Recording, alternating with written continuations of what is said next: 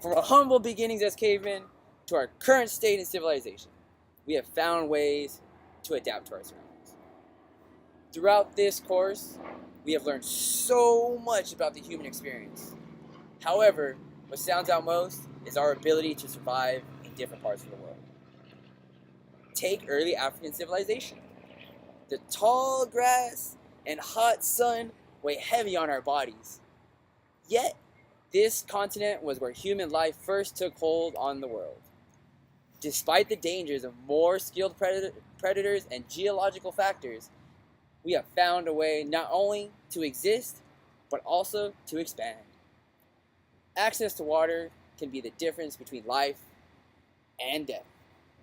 As detailed in the book, this meant that humans were forced to live where water was available. This nomadic lifestyle of life was of great uncertainty. Although their inability to establish permanent farms and housings was a burden, early humans were still able to overcome these hurdles. Even today, we must still deal with these difficulties. However, technological advances have made the farming process in Africa much simpler.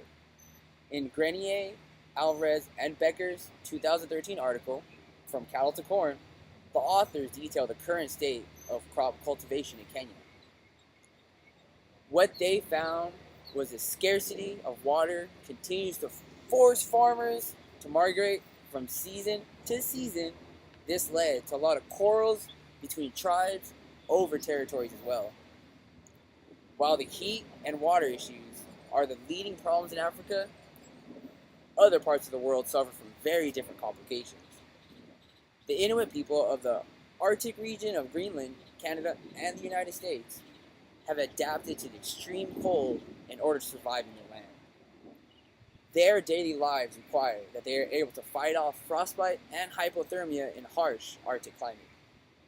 As we look to the other wildlife in the Arctic, we find that these animals often stay warm with larger, fattier bodies. Despite popular belief, human beings have not adapted this way.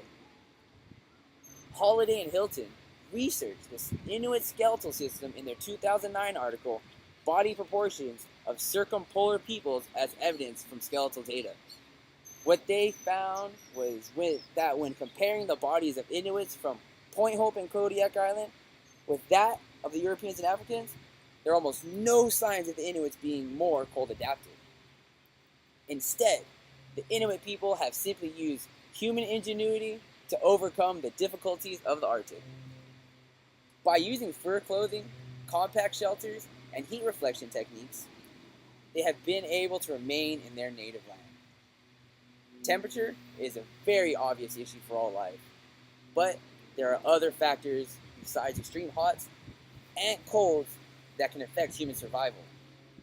High altitudes have always served as a defense mechanism from attack. However, they can also be restricting in the low oxygen levels and rough terrain, which can hurt your chances of survival. A team of Chinese researchers, led by Tao Pei in 2012, looked into a common ailment for people living in the Tibetan mountains. That was called chronic mountain sickness, which is also known as Mong's disease.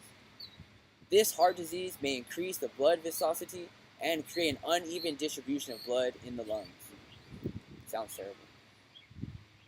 The researchers found that Mong's disease greatly affected Chinese immigrants living in Tibet because their bodies were not prepared for extended time at high altitudes. Many of their participants exhibited high blood pressure, especially when connected with smoking cigarettes.